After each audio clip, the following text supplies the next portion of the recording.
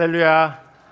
귀하고 복된 주님의 날입니다. 예배 자리에 나오신 여러분들을 주님의 이름으로 환영합니다. 우리 앞뒤 좌우로요. 잘 오셨습니다. 또 반갑습니다. 같이 인사하면 좋겠습니다. 반갑습니다.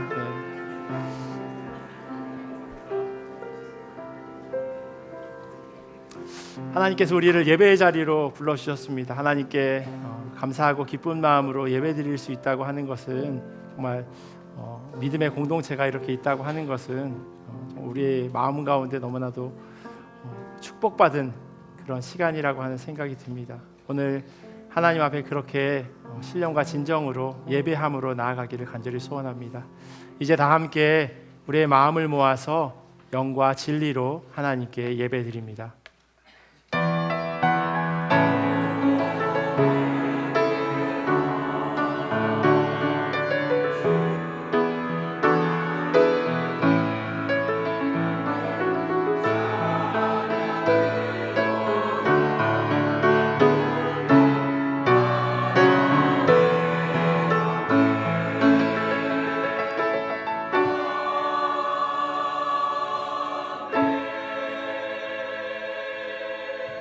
모든 입으로 예수 그리스도를 주라 시인하여 하나님 아버지께 영광을 돌리게 하셨느니라. 아멘. 우리 다 자리에서 일어나셔서 찬송가 19장으로 함께 찬양하겠습니다.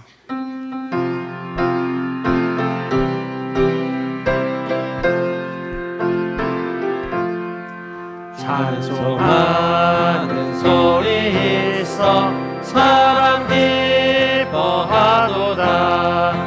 하늘 아버지의 이름 거룩하도다. 세상 사람 찬양하자. 거룩하신 하나님께 할렐루야 할렐루야 할렐루야 아멘. 하나님의 나라 권세 영원토록 이도다. 하나님의 영광 나라 거룩하도다. 하늘 보좌 계신 주님 세상 주관하시도다. 할렐루야 할렐루야 할렐루야 아멘. 하나님의 크신 섭리 그 뜻대로 되도다. 우리 아버지의 뜻은 거룩하도다. 주여 속히 임하셔서 기쁜 날을 주옵소서. 할렐루야 할렐루야 할렐루야 아멘 아멘. 다 함께 사도신경으로 우리의 신앙을 고백합니다. 전능하사 천지를 만드신 하나님 아버지를 내가 믿사오며 그 외아들 우리 주 예수 그리스도를 믿사오니 이는 성령으로 잉태하사 동정녀 마리아에게 나시고 본디오 빌라도에게 고난을 받으사 십자가에 못 박혀 죽으시고 장사한 지 사흘 만에 죽은 자 가운데서 다시 살아나시며 하늘에 오르사 전능하신 하나님 우편에 앉아 계시다가 저리로서 산 자와 죽은 자를 심판하러 오시리라. 성령을 믿사오며 거룩한 공회와 성도가 서로 교통하는 것과 죄를 사하여 주시는 것과 몸이 다시 사는 것과 영원히 사는 것을 믿사옵나이다. 아멘. 우리 다 자리에 앉으셔서요 십자가 군병들아 같이 박수 치시면서 찬양하겠습니다.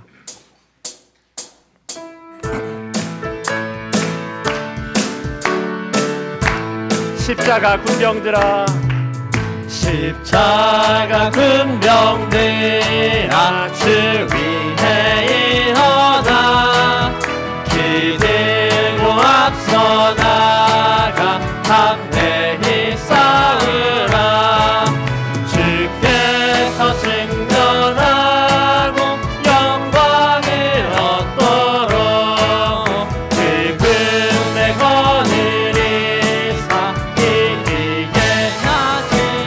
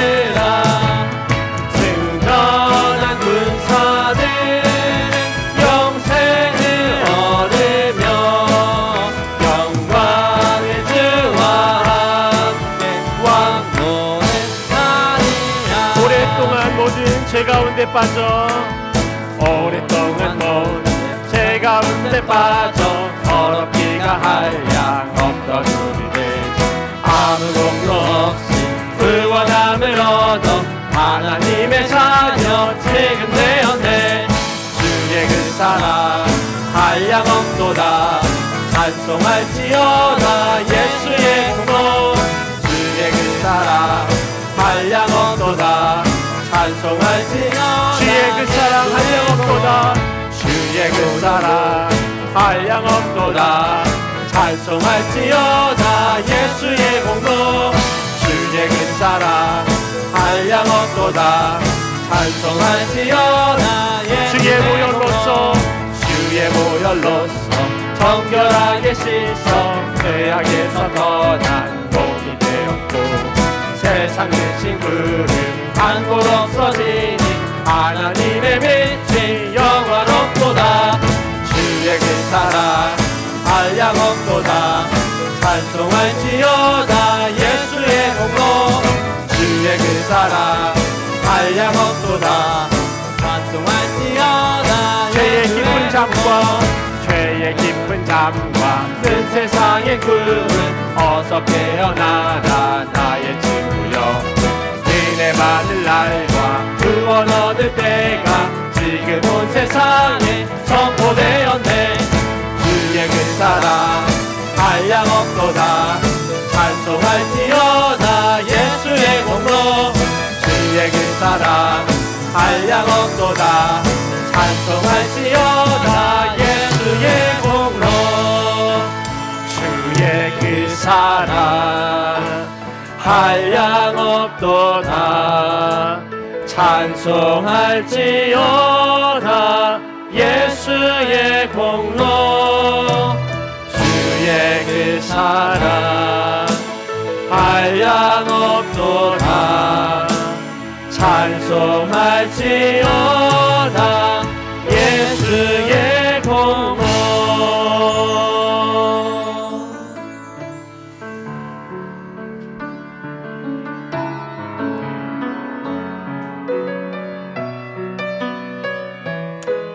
어디에 있어도 흩어져 있어도 어디에 있어도 흩어져 있어도 우리는 여전히 교회입니다. 뼈아픈 실수와 혼란에 있어도 우리는 여전히 교회입니다.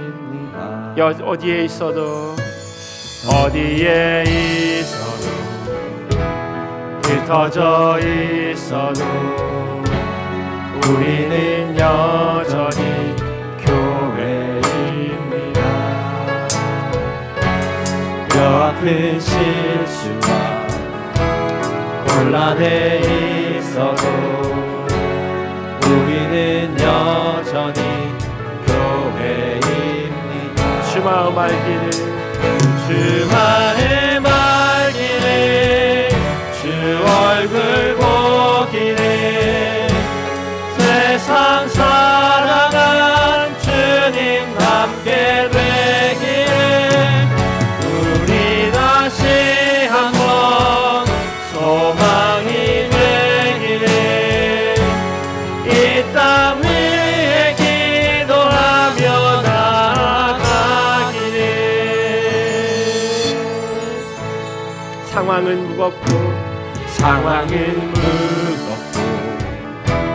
힘겨울 때에도 주님을 여전히 사랑합니다. 여전히 아픔과 실패가 있어도 주님을 여전히 사랑합니다. 한 번 더 고백할까요? 상황은 무겁고 힘겨울 때에도 주님을 여전히 사랑합니다. 여전히 아픔과 실패가 있어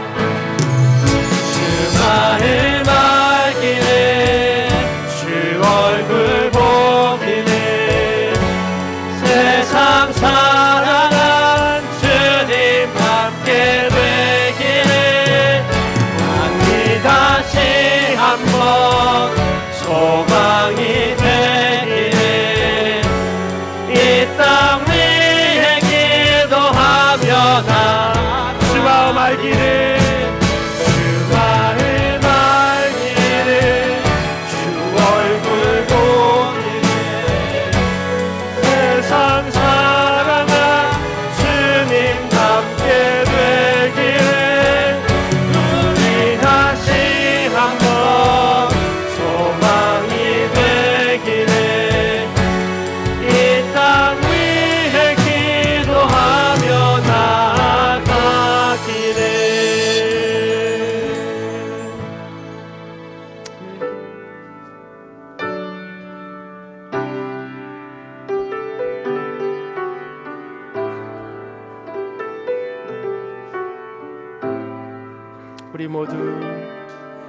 우리 모두 예배하는 자 되어 온전히 영과 진리로 주를 예배하자. 주가 우리와 함께 영원히 함께 하시고 마르지 않는 샘물로 우리 채우시리라. 우리 모두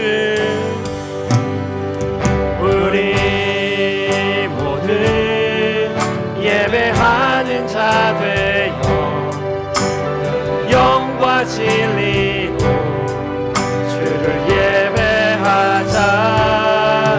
주가 우리와 함께 영원히 함께 하시고 마르지 않는 샘물로 우리 채우신 우리 모두 예배하는 자 되어 온전히 영과 진리로 주를 예배하자.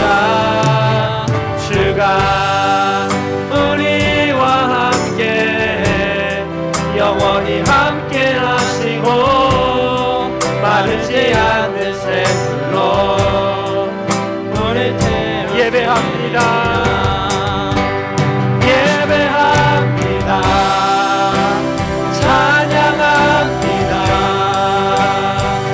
주님만 날 다스리소서. 예배합니다. 찬양합니다.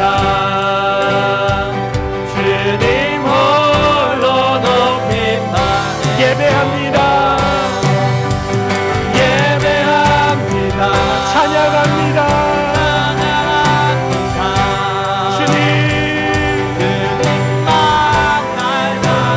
주님 우리를 다스려 주시옵소서. 예배합니다. 찬양합니다. 주님 홀로 높임 받으소서. 예배합니다. 찬양합니다. 주님만 날 다스리소서. 예배합니다. 찬양합니다. 주님 홀로 높임 받으소서. 아멘. 이 시간 함께 같이 기도하며 나아가겠습니다. 하나님, 여전히 교회입니다. 아무리 소망이 없고 희망이 없는 때를 살아간다 할지라도 여전히 교회만이 소망이고 희망임을 고백합니다. 주님의 자녀들이 교회로 세움받은 귀한 성도들이 하나님 앞에 나와 예배합니다. 하나님 각 심령 가운데 하나님 은혜를 더하여 주시옵소서. 하나님 말씀을 더하여 주시옵소서. 주의 음성이 들려지기를 소원합니다. 또한 하나님 이 시간 같이 선포되어지는 말씀 위에 함께 같이 기도하기를 원합니다. 전하는 자와 듣는 자가 함께 하나님의 음성으로 듣게 하시고 하나님의 말씀으로 받게 하셔서 그 말씀을 우리가 세상 가운데서 온전히 살아낼 수 있도록 하나님 은혜 더하여 주시옵소서. 우리 기도 제목 가지고 같이 기도하며 나아가겠습니다. 하나님 우리를 교회로 불러주심에 감사합니다. 각 성도 한 사람 한 사람을 교회라고 불러주시고 우리로 하여금 교회된 자로 살아가게 하시니 감사합니다. 세상에 소망이 없고 희망이 없다 할지라도 여전히 교회가 소망이고 희망임을 고백합니다. 하나님께서 그렇게 일하여 주시옵소서. 하나님께서 이 교회를 통하여서 하나님의 귀한 일들을 온전히 이루어 가시길 간절히 기도합니다. 하나님 안에 바라보게 하시고 주의 음성에만 귀 기울이는 시간 되기를 간절히 소원합니다. 특별히 기도하옵기는 하나님 귀한 말씀이 선포되어질 때 하나님의 음성으로 듣게 하여 주시옵소서. 하나님께서 말씀하여 주시는 그 음성에 귀 기울이게 하시고 우리로 하여금 주의 백성 된 자로 이 땅 가운데서 어떻게 살아야 하는지 다시 한번 기억하며 주님께 엎드리는 시간 될 수 있도록 하나님 인도하여 주시옵소서. 하나님의 말씀으로 받게 하여 주시옵소서. 그리하여서 전하는 자와 듣는 자가 함께 은혜 받는 귀한 시간 되기를 소원하오니 하나님 이 시간 이 자리 가운데 좌정하여 주시옵소서.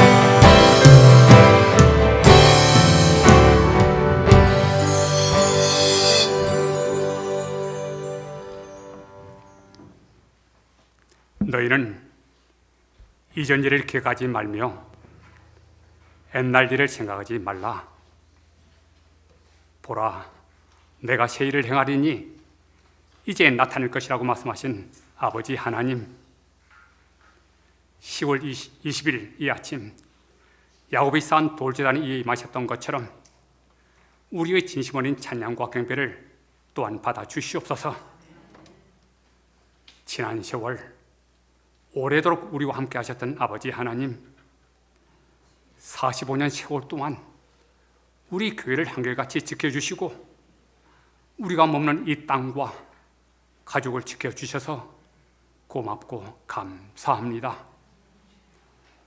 요셉의 꿈이 장차 이스라엘을 살리게 한 하나님의 큰 꿈이었던 것처럼 5년 후 교회 설립 50주년을 바라보면서, 아니 멀리 100년을 바라보면서 이충민 담임 목사님과 더불어 나야가라 한인 장로교회 주시는 우리 하나님의 크신 꿈으로 인하여 감사를 드립니다.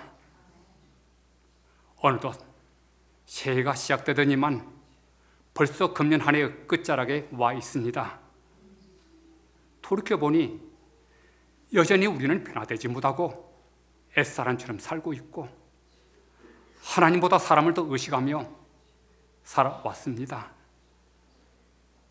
아는 만큼 행하지도 못했고 배운 만큼 실천하지 못했고 몰라서도 죄를 지었지만 알면서도 지은 죄가 참 많았습니다. 또한 신앙생활에 꼭 있어야 할 것은 없고 없어야 할 것으로 채우고도 말았습니다. 그러나 그럴지라도 결코 포기함도 없고 그 용서의 끝도 없는 우리 하나님, 이 시간 올려드리는 우리의 진심 어린 참여를 들으시고 용서하여 주시옵소서. 단풍잎이 참 예쁘고도 곱게 물들어가는 계절입니다. 간절히 바라고 온 없기는 이 가을이 지나가기 전에 그동안 꼭 해야 했지만 하지 못했던 것이 있었다면 그것을 행하게 하여 주시옵소서. 혹시 나의 섬김과 이유가 필요한 것이 있습니까? 그것에 내 손길이 먼저 닿게 하여 주시옵소서. 절실한 나눔이 필요한 것이 있습니까? 그것에도 내 발걸음이 머물게 하여 주시옵소서. 용서와 화평이 필요한 것이 있습니까? 무엇보다 기도하게 하여 주시옵소서. 높고 높은 장벽이 눈앞에 막혀 있습니까? 강하고 담대하며 두려워하지 말고 놀라지 말라. 내가 너와 함께하니라고 말씀하신 그 말씀 의지해서 섭리하시는 우리 하나님은 끝까지 믿고 이기게 하여 주시옵소서. 이하여 간구합나이다. 우리 교회에 육체적인 배고픔보다 정신적인 허기에 힘들어하는 사람이 더는 없게 하여 주시옵소서. 사람 눈을 의식하지 않고 날마다 하나님의 시선을 의지하며 살게 해주시고, 우리 기도가 나의 형통이 아니라 존귀하신 우리 하나님의 형통이 되게 하여 주시며, 예수님이 낮고 낮은 자세로 제자들 발을 씻겼던 것처럼 우리 또한 예수님처럼 더 낮고 낮은 자세로 임하게 하여 주시옵소서. 너는 내게 부르짖으라, 내가 내게 응답하겠고 내가 알지 못하는 크고 비밀한 일을 내게 보이라고 말씀하신 우리 하나님, 다시 한번 에스더 같은 심정으로 간절히 기도합니다. 전쟁은 내게 속한 것이라고 말씀하셨사오니 이 시간 이스라엘과 러시아에서 벌이는 전쟁의 삼상을 조속히 멈춰주시고, 떠난 우리 조국 한반도에 화평과 평강이 임하게 하여 주시옵소서. 그리하여 주야로 기도하며 깨이는 우리 교회가 우리 하나님의 자랑이 될 뿐만 아니라 이 땅에 기쁘신 하나님 뜻을 위하여 땅끝까지 복음을 전하는 교회 되게 하여 주시옵소서. 일어나 빛을 발하라, 이는 내 빛이 이르렀고 여호와의 영광이 내게 임하셨음이라고 말씀하신 우리 하나님, 이 시간 일어나여 우리 교회 각 부서와 교회 학교를 위하여 간구합니다. 맡은 자에게 구할 것은 오직 충성이라고 했사오니 두렵고 떨리는 마음으로 주신 직분 잘 감당케 해주시고, 저희들을 복주시되 이 땅과 장차 하나님 나라에서 존귀한 자로 높여 주시옵소서.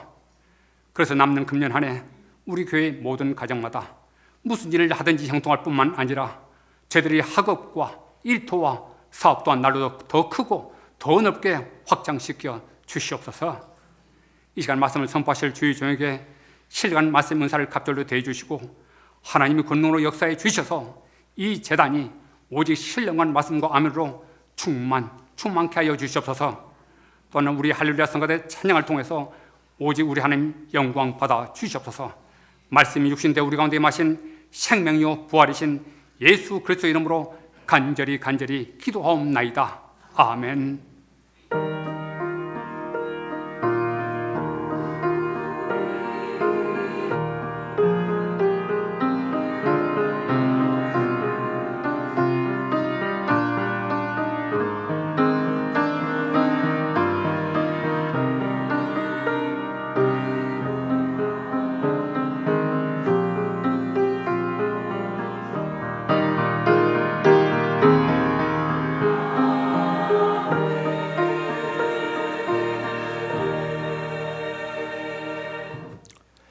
교회 소식 전해드리도록 하겠습니다. 주보를 참조해 주시면 좋겠습니다. 먼저 방문한 분이 계셔서 잠깐 소개하도록 하겠습니다.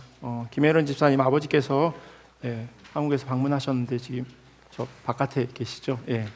죄송하지만 잠깐만 일어나 주시면 반갑습니다. 잘 쉬시고 또 좋은 시간 보내고 그리고 돌아가시면 좋겠습니다. 정향훈, 정혜나라고 두 분이 자녀분하고 함께 같이 방문해 주셨는데요. 어디 계시는지 여기 앞에 계시는 거 잠깐만 자리에 일어나 주실 수 있겠어요? 감사합니다. 반갑습니다. 환영합니다.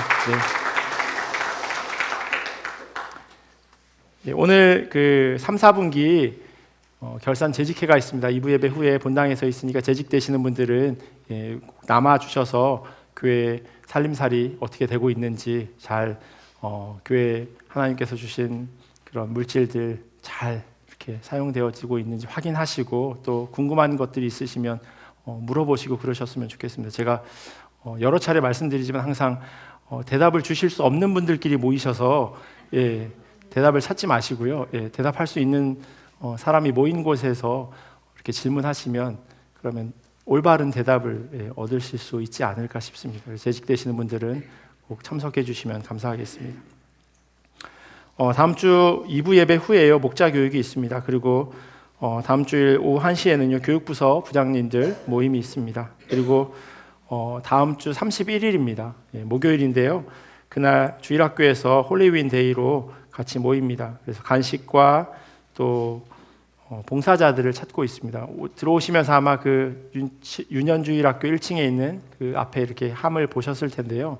거기에 아직 많이 모자라다고 하는데 아주 한 주가 더 있으니까 여러분들 코스코 잘 가시죠? 코스코 가시면 막 산더미처럼 쌓여 있습니다. 그래서 여러분들이 커피 한 조금만 좀 줄이시거나 그렇게 나누는 그런 마음이 있으면 저희 다음 세대 아이들을 위해서 이렇게 좀 간식을 준비해 주실 수 있지 않을까 싶습니다. 그래서 뭐 남으면 어떡하냐고, 남으면 다음에 또 쓰면 되니까요. 예, 뭐 크리스마스도 있고 또 뭐 봄에도 있고, 예, 그런 걱정 안 하셔도 될 것 같습니다. 그래서 많이 마음을 좀 모아주시면 감사하겠고요. 또 당일날 봉사하실 분들도 필요합니다. 예, 아이들 졸업하고 가시는 분들도 계시지만 아이들 졸업하고 같이 좀 섬겨주시면 어떨까라는 그런 생각이 듭니다. 이렇게 1년 내내 상시적으로 교사로 섬기기는 어렵지만 그래도 이렇게 행사가 있을 때 같이 마음을 같이 해주시면 좋겠습니다. 11월 1일 금요일에는요, 내년 계획인 정책당회로 모이도록 하겠습니다. 그리고 이번 주 월요일, 그러니까 내일이죠. 내일부터 금요일까지 교회 부속실 바닥 그리고 남녀 화장실 공사가 있습니다. 그래서 아침 10시부터 작업을 하게 되는데요. 일주일 내내 시간을 빼기 어려우시겠죠. 예, 그래서 그냥 가능하신 날 이렇게 와서 좀 섬기실 수 있으면 어떨까 싶습니다. 가능하신 분들이 가능하신 날, 나는 뭐 화요일 날 시간이 된다, 나는 뭐 목요일 날 오후가 시간이 된다, 이렇게 해서 강웅석 장로님에게 알려주시면 그렇게 같이 모여서 교회에 좀 조금 더 지내시기 좋을 수 있도록 그렇게 좀 조금씩 바꿔가고 있는데 거기에 좀 같이 마음을 동참해 주시면 좋겠습니다. 지난주에 이진호 그리고 정에스더 집사님 가정에서 애찬 헌금 드리셨고요. 그리고 김민규, 김경순 선교사님 라오스 선교 일정이 10월 31일부터 30날부터 저기 영 하나가 빠졌는데 10월 30부터 4월 21일까지 이렇게 되어져 있습니다. 같이 기도해 주시고 또 가시기 전에 또 이렇게 식사 대접해 주시면 또 어떨까라는 그런 생각도 듭니다. 그 주보 7번 보시면요.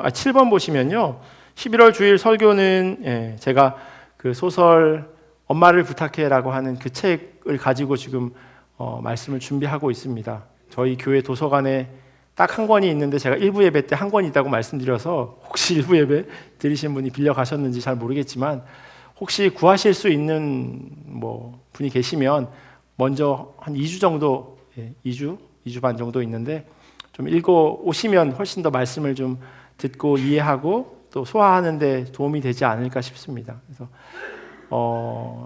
제목은 지금 아직 확정하지 못했고요.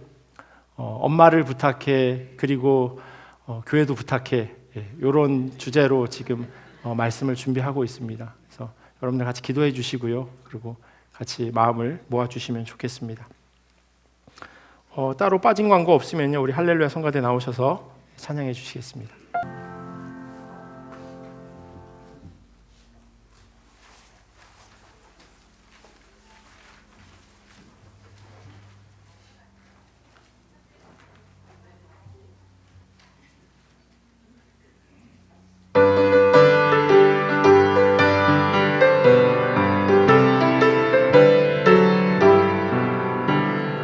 아름다운 이야기가 있네.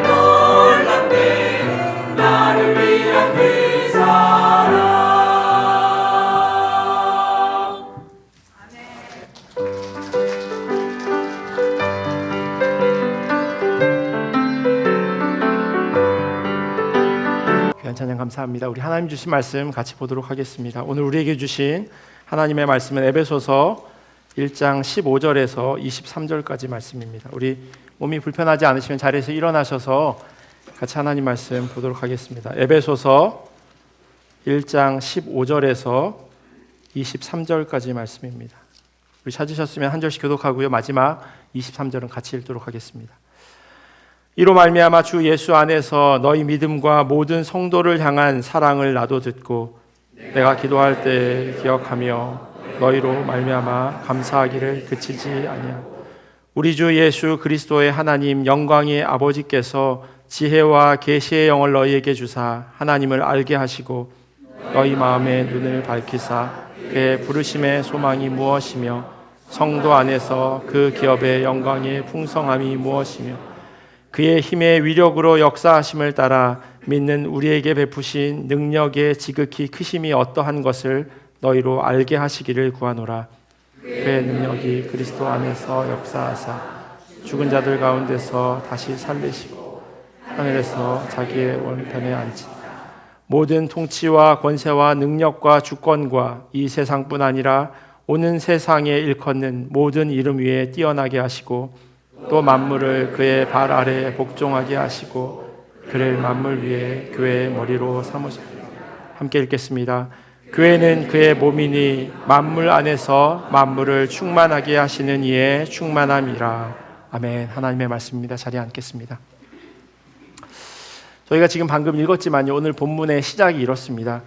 이로 말미암아 주 예수 안에서 너희 믿음과 모든 성도를 향한 사랑을 나도 듣고 내가 기도할 때에 기도하며 너희로 말미암아 감사하기를 그치지 아니하고라고 시작합니다. 에베소 교회로부터 들려온 그 성도들의 믿음, 그리고 성도들 안에서의 그 너무나도 귀한 사랑, 그것에 대해서 바울이 참 감사합니다라고 이야기하고 있는 겁니다. 바울이 이렇게 감사하는 이유는요, 에베소에서의 사역을 끝마치면서 예루살렘으로 돌아가게 되는 그때 이 교회에 대한 아쉬움이 그의 마음 가운데 너무나도 컸기 때문입니다. 그런데 그 교회로부터 좋은 소식이 들려온 거죠. 그러니 너무나도 기뻤던 겁니다. 에베소에서의 사역은요, 사도행전 19장에 잘 기록되어 있습니다. 크게 두 개의 사건으로 나눠볼 수 있는데요. 첫 번째는 에베소 지역의 사람들에게 세례를 베풀어서 성령이 임하는 일, 그게 첫 번째 사건이라면 두 번째는 그 에베소 안에서의 갈등이 두 번째 사건입니다. 지도를 보시면요, 바울의 2차 전도 여행의 경로가 잘 표시되어 있습니다. 빨간 선으로 이렇게 이동하고 있는데 예루살렘에서부터 시작해서 시계 반대 방향으로 이렇게 돌아가고 있는 겁니다. 네모로 표시되어져 있는 그곳이 바로 에베소라고 하는 곳이에요. 쭉 갔다가 그리스로 지나서 아테네와 다 그쪽을 지나가다가 이제 다시금 예루살렘으로 돌아오는 길에 그냥 지나가다 들린 저기 첫 번째 그 에베소라고 하는 지역과의 만남이었습니다. 사도행전 18장에 보면요, 바울 일행이 안디옥으로 돌아가는 길에 에베소를 지나가다가 회당에 들어가서 유대 사람과 토론을 해요. 그들이 바울에게 조금 더 머물러 달라고 하는 부탁을 하는데 사도 바울이 뭐라고 이야기하냐면 하나님의 뜻이면 내가 다시 돌아오겠습니다 라고 이야기를 합니다. 다행히 바울이요, 얼마 지나지 않아서 다시 에베소를 방문하게 되는데 그것을 보통 바울의 3차 전도 여행이라고 이야기합니다. 그때는요, 이곳을 먼저 방문합니다. 왜냐하면 첫 번째 약속을 했거든요. 혹시 하나님이 말씀하시면 내가 다시 오겠습니다 했던 그 약속을 하나님의 부르심에 따라 지키게 된 겁니다. 그 교인들은 이미 예수님에 대해서 알고 있었고요. 그런데 안타깝게도 성령님에 대해서는 알지 못하고 있었어요. 사도행전 19장 2절에 보면요, 세 번역으로 제가 읽어드릴게요. 여러분은 믿을 때에 성령을 받았습니까? 하고 물었다. 그들은 우리는 성령이 있다는 말을 들어보지도 못하였습니다. 그렇게 대답을 하게 됩니다. 뿐만 아니라 이들이 받은 세례는요, 요한의 세례였어요. 그래서 사도 바울이 이렇게 이야기해요. 요한은 백성들에게 자기 뒤에 오시느니 곧 예수를 믿으라고 말하면서 회개의 세례를 주었습니다. 그리고 나서 이들에게 예수 그리스도의 이름으로 세례를 줍니다. 손을 얹고 세례를 베풀니 성령이 그 가운데 임하는 놀라운 일들이 일어나게 됩니다. 이 일로 방언을 말하고요, 예언을 하는 사람이 12명이나 생겨납니다. 마치 예수님에게 12명의 제자가 있었던 것처럼 에베소에도 그러한 믿음의 동역자들이 생겨나고 이들을 통해서 큰 동력을 얻게 된 겁니다. 그렇게 해서 바울은요, 유대인 회당에 들어가서 3개월간 하나님 나라 일에 대해서 가르치기도 하고 권면하기도 합니다. 유대인들에게 있어 나사렛 예수에 대한 그 믿음, 복음, 이것은요 이교나 마찬가지였어요. 다른 종교예요. 그러니 유대인 회당에서 복음을 전하는 것은 담대하지 않고서는 할 수 있는 일이 아니었습니다. 당연히 모든 일들이 바울의 말에 귀를 기울이고 있었던 건 아니죠. 씨를 뿌리면 모두 좋은 땅에 씨가 떨어지지 않는 것처럼 그 바울의 말을 들은 사람들 가운데 어찌 보면 다수에 속하는 사람들이 그리스도의 도를 비난하는 일이 생겨나게 됩니다. 그래서 바울은요, 제자들을 따로 데리고 두란노라고 하는 곳을 찾습니다. 그곳에서 제자들에게 하나님의 말씀을 가르쳐요. 이와 같은 일을 매일 했다고 사도행전은 기록하는데요. 어떤 사본에 보면 오전 11시에서 오후 4시까지 하루에 5시간씩 그렇게 최소 2년의 시간을 에베소에서 머물렀다라고 이야기합니다. 그 결과 유대 사람이나 그리스 사람이나 할 것 없이 주님의 말씀을 듣게 됩니다. 귀한 열매가 풍성하게 열렸던 에베소에서의 사역은요, 이렇게 좋은 일만 있었던 것은 아니에요. 지역적인 특성 때문에 다른 신을 믿는 사람들과의 그 갈등은 너무나도 당연한 현실이었습니다. 예수 믿는 사람과 그렇지 않은 사람들의 갈등, 그것이 그 에베소라고 하는 지역에 있었던 겁니다. 이러한 갈등의 첫 번째 사건은요, 귀신 축출을 하는 사람들과의 마찰이었어요. 바울이 몸에 지니고 있던 그 손수건 혹은 몸에 두르고 있던 앞치마를 아픈 사람에게 그냥 갖다 대기만 해도 병이 낫고 귀신이 쫓겨나는 일이 있어지게 됩니다. 그것을 알게 된 그 에베소에 있는 귀신 축출가들이요, 바울의 이러한 모습을 보고 흉내를 내기 시작한 겁니다. 예수님에 대해서 알지도 못하면서 내가 바울이 전파하는 예수를 의지하여 너에게 명하노라 라고 하는 그런 이야기를 하게 되죠. 귀신 내쫓는 걸 시도하는 겁니다. 그때 귀신들이요, 이 사람들에게 뭐라고 이야기하냐면 내가 예수도 알고 바울도 알거니와 너희는 누구냐 되물어요. 그리고 그 귀신들이 이 귀신 쫓는 사람에게로 들어가 버립니다. 이 일을 경험한 사람들이요, 두려워하면서 주님을 찬양하고 마술을 부리던 많은 사람들이 자신의 책을 불태워버리는 그런 주님의 말씀이 능력 있게 퍼져나가는 역사가 그 가운데 있게 됩니다. 에베소에서의 또 다른 갈등은요, 은으로 아데미 신전의 그 모형을 만들어 팔던 사람들과의 마찰이었어요. 고대 7대 불가사의 가운데 하나인 이 아데미 신전이 에베소에 있었는데 신전 주변에는 이 아데미 여신을 만들어서 파는 사람들이 있었던 거예요. 지금도 그러는지는 모르겠지만요, 한 20년 전인가 제가 그 프랑스 파리에 갔을 때 에펠탑 아래에서 요만한 열쇠고리를 파는 사람들을 봤어요. 정말 많이 있더라고요. 열쇠고리를 흔들면서 짤랑짤랑하는 사람들의 이목을 집중시켜서 그 기념품을 팔려고 하는 사람들이 참으로 많이 있었어요. 그런데 만약에 에펠탑이 무너져 버린다면 그러면 그 사람들의 생계에는 아주 크나큰 타격을 입게 될 겁니다. 저희가 너무 가까이 있죠. 그래서 사실 잘 보러 가지도 않습니다. 세계적인 관광지, 평생 죽기 전에 봐야 하는 세계 10곳 가운데 항상 들어가는 나야가라 폭포. 동네 우물만도 못한 취급을 비록 받고 있지만 저희들에게는, 그런데 그곳에 만약에 그 폭포가 멈춰져 버린다면 그러면 어떻게 될까요? 그러면 그 주변에 있는 많은 가게, 그것을 통해서 생계를 유지하는 사람에게 엄청난 타격이 있을 거예요. 아데미 신전 주변에서 기념품을 만들던 은세공업자에게 바울이 전하는 복음은 자신들의 생계를 위협하는 아주 위험한 도일 수밖에 없었습니다. 이들에 의해서 사람들이 선동되었고요. 에베소 시민들이 바울의 동역자였던 가이오와 아리스다고를 극장으로 끌고 갑니다. 이 무리를 말리는 사람이 없었다면요, 가이오와 아리스다고는 생명을 보존하기 어려웠을 겁니다. 그 소식을 듣고 동역자들이 지금 잡혀갔다고 하는 소식을 듣고 사도 바울이 그곳으로 달려가려고 하는데 바울에게 호감을 가지고 있었던 몇몇 고관들이 바울이 글로 가지 못하도록 말립니다. 이런 난리와 소동으로 인해서 바울의 에베소 지역에서의 사역은 급하게 마무리돼요.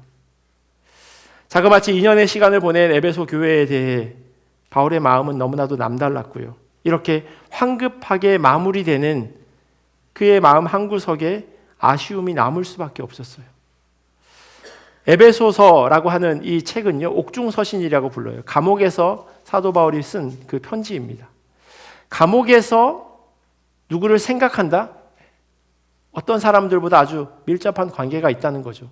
사도 바울이 에베소의 교회에 편지를 보내는 이유는요, 그만큼 그 교회를 향한 마음이 깊었다는 거죠.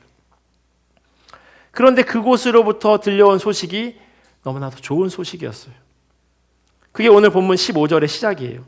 이로 말미암아 주 예수 안에서 너희 믿음과 모든 성도를 향한 사랑을 나도 듣고, 이 이야기를 들었다는 거예요. 첫 번째가 뭐냐면 예수님에 대한 믿음이었어요. 사도 바울이 뿌린 씨앗이 귀한 열매를 맺어가는 겁니다. 크고 웅장한 아데미 신전이 자리하고 있었던 그 에베소에서 예수님에 대한 믿음을 지키며 살아간다고 하는 것이 어려워요. 60, 70년대에 독일로 광부와 간호사로 많이 가셨고요. 또 70년대, 80년대에는 중동으로 많은 노동자들이 가서 땀을 흘렸습니다. 독일이나 중동이나 힘든 노동은 마찬가지였겠지만 중동의 건설 현장에 계셨던 분의 말을 들어보니 그곳에서 예배드리는 게 너무나도 힘들고 어려웠다고 들었습니다.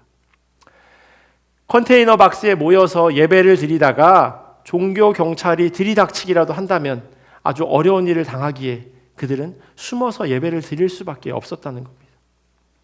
1세기 에베소 교회의 성도들 역시 크게 다르지 않았어요. 도시의 많은 사람들이 아데미 신전을 통해서 생계를 유지하고 있었기에 눈치를 볼 수밖에 없었습니다. 거기다 일상생활을 하는데도 당연히 영향이 있었어요. 대표적인 것이 고기를 먹는 그 문제였습니다. 시장에서 파는 고기는 대부분 신전에 바쳐졌다가 시장으로 유통되는 그런 과정이었어요. 그런데 신전에게, 신에게, 우상에게 바쳐졌던 그 고기를 먹어야 하느냐 말아야 하느냐 라고 하는 그런 문제가 그들 일상에 있었던 거죠. 중요하지 않은 일로 여겨질 수도 있지만요, 유대인들의 전통을 이방인들에게 지우는 것을 너무 가혹하다라고 했던 그 예루살렘 회의에서도 우상에게 바친 더러운 음식은 멀리하는 것이 좋겠다라고 각 교회의 회람으로 돌렸습니다. 뿐만 아니라 사도 바울 역시도요, 이 고기 먹는 문제에 대해서 언급해요. 고린도전서 8장 13절에 보면요, 그러므로 만일 음식이 내 형제를 실족하게 한다면 나는 영원히 고기를 먹지 아니하여 내 형제를 실족하지 않게 하리라. 여기서 말하는 고기가 바로 우상에게 바쳐졌던 고기인 거죠. 1세기 성도들에게 있어서 신앙을 지키며 살아간다고 하는 것은 먹고 사는 문제였어요. 아데미 신전을 중심으로 한 도시 에베소에서 살고 있었던 그 성도들이 예수님에 대한 믿음을 지키면서 살아간다고 하는 것은 그래서 여간 어려운 일이 아니었습니다. 그런데도 그 믿음을 잘 지키고 신앙생활을 잘 하고 있다는 소식을 사도 바울이 들었으니 얼마나 기뻤겠습니까? 에베소 교인들이 칭찬받는 또 다른 이유는요, 성도들 간에는 서로 사랑하는 모습이 있었대요. 삶이 각박해지면 허리를 졸라매게 마련이고요, 생활은 더 이렇게 움츠려들게 마련이죠. 나눔과 사랑에 소홀해지기도 합니다. 그런데 에베소 교인들은 그렇지 않았다는 거예요. 바울의 표현에 의하면 사랑이 모든 성도를 향해 있다라고 하는 그러한 소식을 들을 정도로 누구도 소외되거나 외면당하는 일이 없이 마치 하나님 나라를 경험하게 되는 그 공동체가 바로 에베소 교회였다는 겁니다. 교회에 예수님에 대한 믿음 그리고 성도들 간의 사랑이 있다면 사실 흠잡을 데가 뭐가 있겠습니까? 100점짜리 교회라고 해도 과언이 아니죠. 그러니 사도 바울이 어떻게 감사하지 않을 수 있겠습니까? 어떻게 이 교회를 위해서 중보하지 않을 수 있겠습니까? 이런 에베소 교회를 위해서 바울은요, 하나님께 4가지의 기도 제목을 가지고 엎드립니다. 첫 번째는요, 하나님을 아는 지식에 대해서 이야기하고 있습니다. 17절 말씀 보시면요, 우리 주 예수 그리스도의 하나님 영광의 아버지께서 지혜와 계시의 영을 너희에게 주사 하나님을 알게 하시고 라고 이야기합니다. 아주 유명한 철학자가 너 자신을 알라라고 이야기하지만요, 성경은 하나님을 먼저 알아야 된다라고 그렇게 말씀하고 있습니다. 반복적으로 하나님을 떠나는 이스라엘 백성들을 향해서 호세아 선지자는요, 주님께로 돌아가자고, 회개해야 한다고 그렇게 외쳤습니다. 그것만이 살 수 있는 방법이라고 그들에게 이야기합니다. 호세아서 6장 1절에서 3절까지 말씀 보시면요, 오라 우리가 여호와께로 돌아가자. 여호와께서 우리를 찢으셨으나 도로 낫게 하실 것이요 우리를 치셨으나 사매어 주실 것임이라. 하나님께서 이틀 후에 우리를 살리시며 셋째 날에 우리를 일으키시리니 우리가 그의 앞에서 살리라. 그러므로 우리가 여호와를 알자. 힘써 여호와를 알자. 그러나 하나님을 바로 안다고 하는 것이 우리의 힘과 능력으로 되어지는 것이 아니에요. 우리가 막 열심히 공부한다고 해서 되어지는 것이 아니에요. 하나님께서 우리로 하여금 알게 해주시는 거예요. 하나님께서 먼저 손을 내밀어야 하는 그런 부분이에요. 그래서 바울은 하나님께 중보하며 엎드려 기도합니다. 하나님, 그리스도를 알고 서로 사랑하는 이 믿음의 공동체에게 지혜와 계시의 영을 부어주셔서 하나님을 바로 알게 해주십시오 라고 그렇게 기도합니다. 두 번째는요, 바울이 에베소 교인들이 하나님의 부르심에 속한 소망이 무엇인지를 알게 되기를 기도합니다. 18절 전반부에 보면 너희 마음의 눈을 밝히사 그의 부르심의 소망이 무엇이며 라고 기록하고 있어요. 주님의 자녀로 부르신 데에는 분명한 이유가 있습니다. 그 이유는 우리를 만드신 분이 가장 잘 알고 있죠. 예전에 셀폰이요, 벽돌처럼 컸습니다. 던져서 맞으면 큰일 나는, 그렇게 아주 크고 무거웠어요.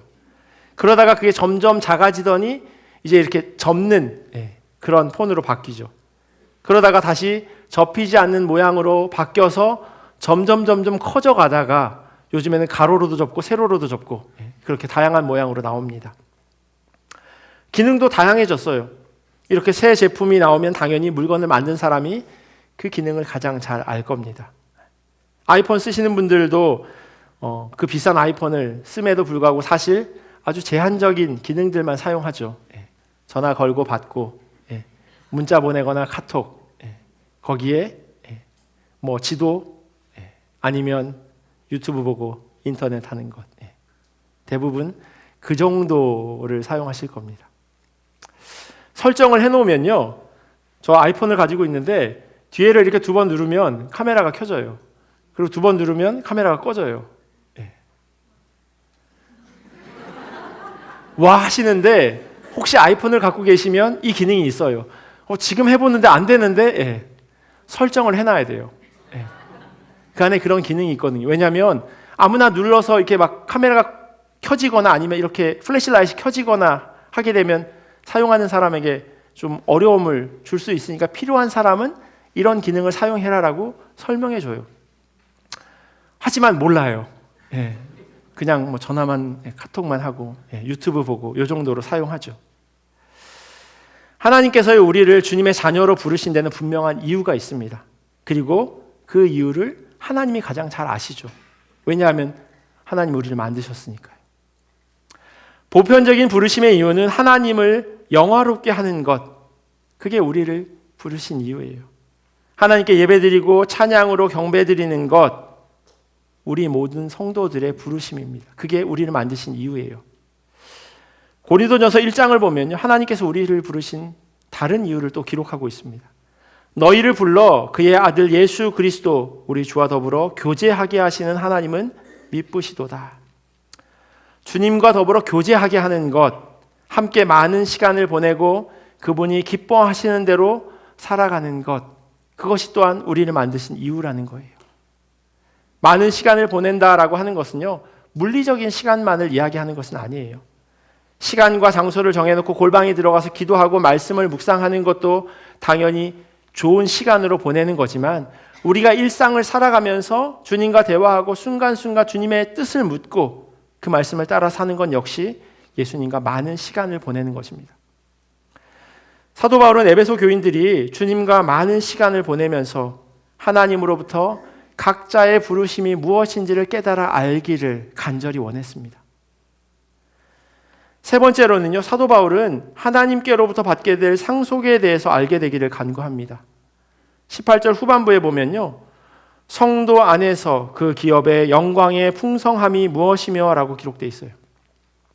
세번역 성경과 화면에 보시는 저 NIV 영어 성경을 보면요, 이 기업이라고 하는 단어를 상속, inheritance라고 하는 단어로 사용하고 있어요. 그게 원어의 의미를 조금 더 잘 살려서 표현한 겁니다. 누가복음 15장에 보면요, 이 상속의 의미, 상속에 대해서 너무나도 잘 알고 있는 사람이 한 사람 등장합니다. 물론 나쁜 쪽으로요.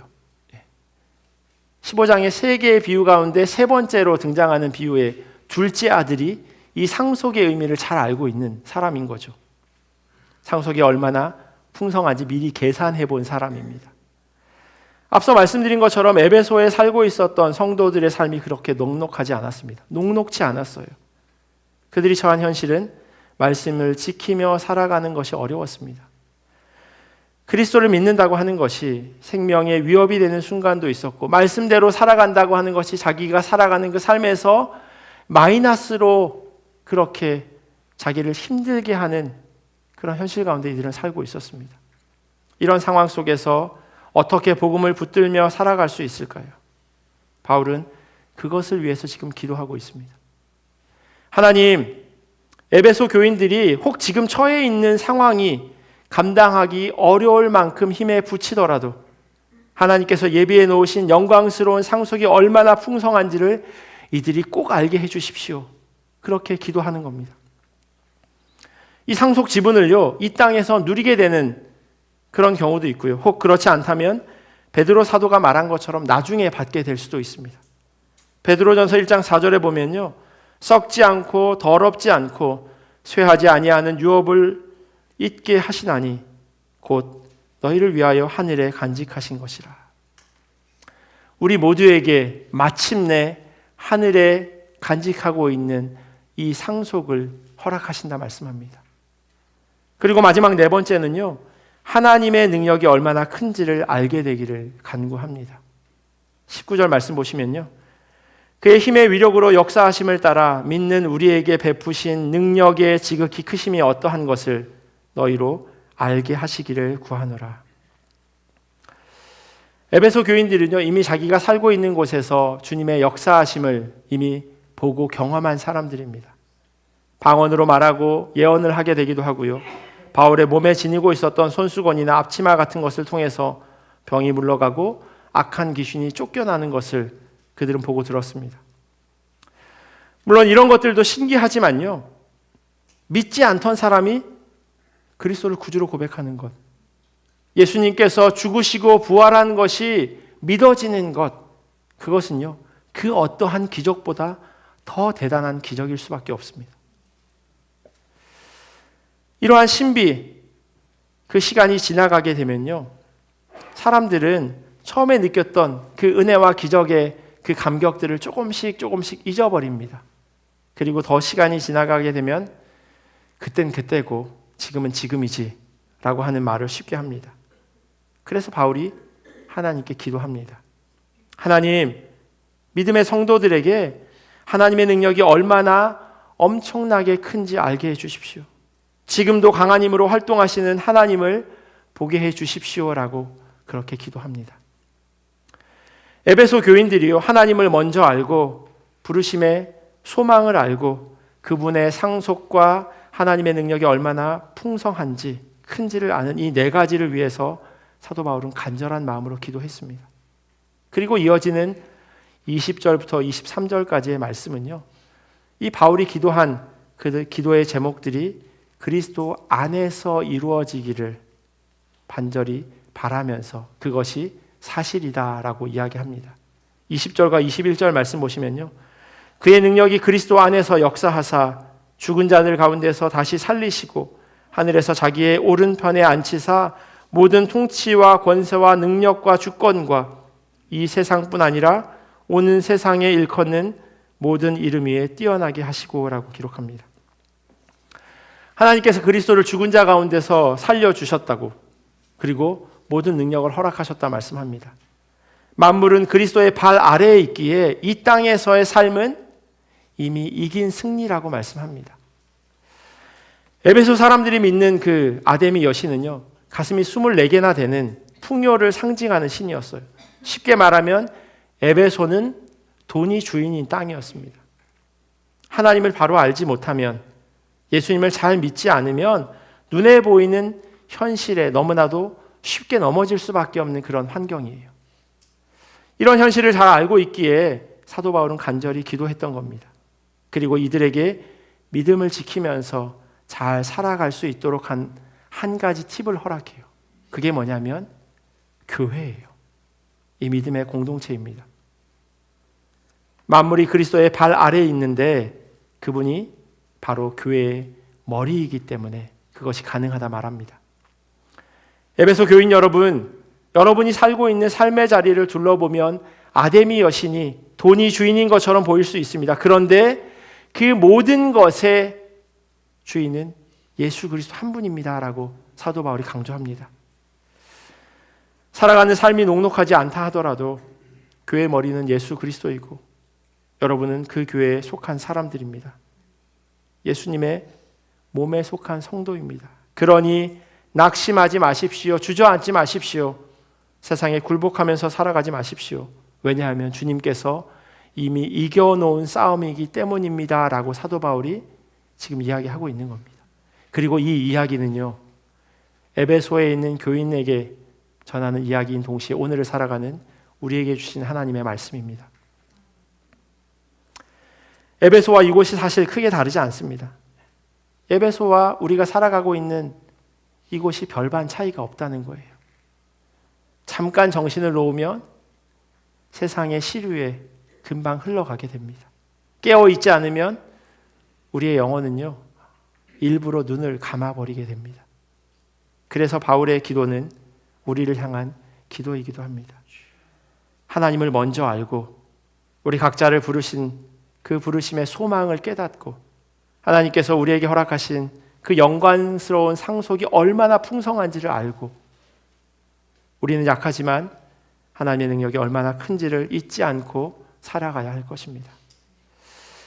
자꾸 넘어지고 쓰러집니다. 그래서 믿음의 공동체 교회가 필요합니다. 스스로 믿음 좋은 것 같이 여겨지더라도요, 시험에 쉽게 넘어지는 것이 사람이에요. 캠핑장에 가면 그걸 금방 알 수 있어요. 잘 타는 모닥불, 거기에서 나무 하나를 꺼내면요, 언제 그랬냐는 듯이 금방 꺼져버립니다. 믿음의 공동체가 이렇게 하나로 묶여져 있는 그 이유가 바로 거기에 있어요. 각자 잘 탈 것 같지만 잘 타지 않고 금방 꺼져버려요. 그런데 하나님께서 한 군데로 불러 모으셔서 성령의 불로 우리를 계속해서 태워가도록 하십니다. 그 태워감이 때로는 우리의 연약함의 무너짐일 수도 있습니다. 나의 약한 모습을 발견하게 되는 그러한 시간일 수도 있어요. 그래도 성경은 우리를 교회라고 하는 곳으로 한 자리로 묶어 주셨습니다. 교회 안에서 모일 때마다 함께 기도하고 하나님의 말씀을 사모하고요. 교회 밖에서는 그 힘으로 세상에서 주님께서 이미 이겨놓으신 싸움을 선하게 싸워나가는 성도들, 이 모습이 참 교회이고 참 성도입니다. 하나님을 바로 알지 못하면요, 세상에서 올바른 신앙생활을 할 수 없습니다. 한 뉴스의 진행자가 인용하기도 한 한국 개신교계의 큰 어른으로 평가되는 고 한경직 목사님의 유명한 일화가 있습니다. 지금부터 한 50년 전 일이에요. 1973년 대형교회 담임 목사직에서 은퇴한 뒤에 남한산성 계곡에 터를 잡고 이 한경직 목사님이 사셨습니다. 후임자가 부담을 느낄 것을 우려해서 교회와 먼 곳으로 이사를 하셨고 목사인 아들과 사위에게도 지위와 권한을 물려주지 않았다고 합니다. 그런 그분에게 교계의 목사들이 한경직 목사님이 살고 있는 곳을 찾아가서, 그곳이 요즘으로 치면 한 원베드룸 되는 아주 작은 그런 단층집이었는데, 거기를 찾아가서 좋은 말씀 한마디 해주십시오라고 그렇게 부탁을 드렸다고 합니다. 한경림 목사님이요, 한참을 골똘히 생각하신 후에 이렇게 말씀하셨대요. 목사님들, 예수님 잘 믿으세요.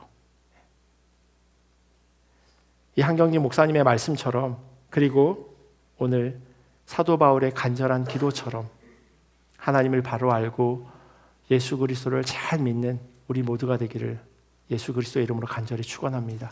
기도하겠습니다. 하나님 감사합니다. 우리의 연약함을 누구보다도 잘 알고 계시는 하나님, 그 연약함을 주님 앞에 올려드립니다.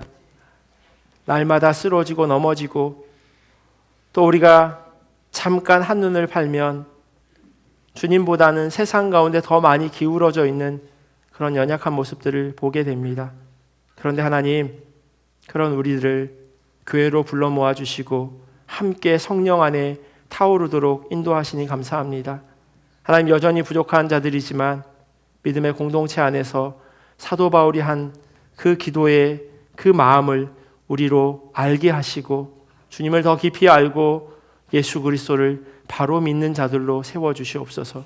그것이 우리로 하여금 이 땅에서 살아가도록 부르신 주님의 부르심임을 기억하게 하여 주시옵소서. 주님, 여전히 약하지만 우리와 함께 하시는 그 예수 그리스도 붙잡고 온전히 승리하는 삶 살아갈 수 있도록 인도하여 주시옵소서. 감사하며 사랑이 많으신 예수님의 이름으로 기도합니다. 아멘. 우리 주신 말씀 기억하면서 찬송가 84장 같이 찬양하시겠습니다.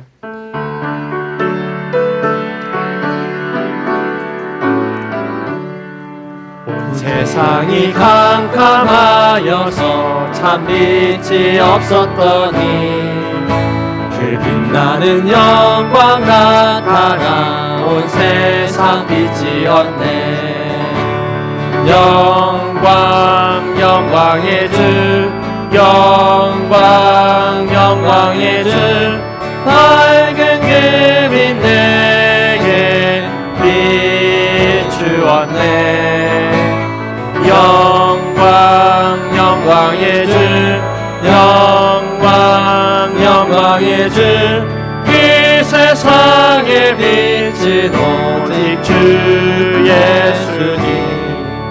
주 말씀을 믿는 사람은 그 마음이 시원하고 주 명령을 준행하는 자 그 길이 환하겠네.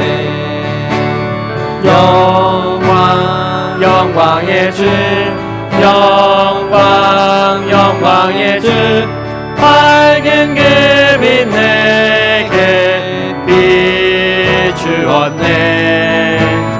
영광 영광의 주, 영광 영광의 주, 이 세상에 오신 오직 같이 일어나셔서 봉헌하시겠습니다. 예수님. 죄 가운데 사는 사람은 그 빛이 어두워도 그 죄악을 씻는 날에는 그 눈이 밝아지네. 영광 영광의 주, 영광 영광의 주, 밝은 그 빛 내게 비추었네. 영광 영광의 주, 영광 영광의 주, 이 세상의 빛은 오직 주 예수님. 형통의 복을 알게 하시고 누리게 하옵소서. 저희 한 달 동안 여행 일정을 눈동자같이 지켜주심을 감사드립니다. 함께 같은 곳을 바라볼 수 있게 하시는 주님의 은혜에 감사드립니다. 하나님의 창조의 선물을 받은 기쁨과 축복 속에서 진아의 결혼식을 무사히 마치게 하여 주심에 감사드립니다. 여호와 라파 하나님께서 의사의 손길을 통하여 치료해 주셔서 감사드립니다. 이번 주도 건강하게 지켜 돌보아 주시옵소서.